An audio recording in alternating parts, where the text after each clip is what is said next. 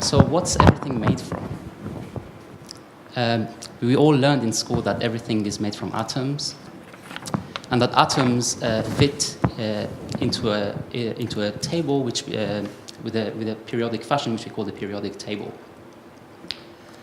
Now, this periodicity of the table has two important consequences. The first one is that based on this periodicity, we can tell how two given elements interact with one another based on the position in which they appear in the table. And the second is that it hints towards a deeper underlying structure. Now, today we of course know that atoms are not indivisible, and that they're made from electrons, protons, and neutrons. And moreover, we have an explanation of both the chemical properties of atoms and the periodicity of this table in terms of the electron orbital structure. Today, our best understanding of the ultimate constituents of matter is known as the standard model of particle physics. The standard model you can think of as something much like the periodic table of elements. It's a list of particles together with a set of rules that tells you how these particles interact with one another.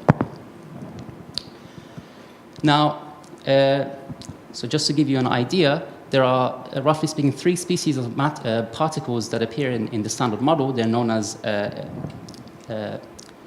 quarks, leptons, and bosons. Examples of quarks are things that are constituents of nuclei. So protons and neutrons are made up of quarks. Electron is, to you, probably the most familiar example of a lepton. And the particle associated with light, which is a photon, is an example of a gauge boson.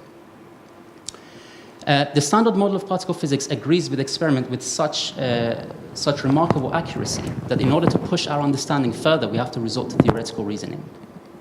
And one particularly interesting and exciting direction for me personally is what's known as dualities.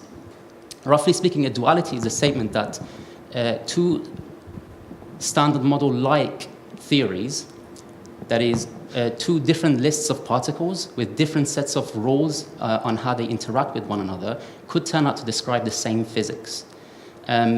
Implications of dualities could be enormous, but at the most fundamental level, they question our understanding of fundamental constituents of matter. Thank you.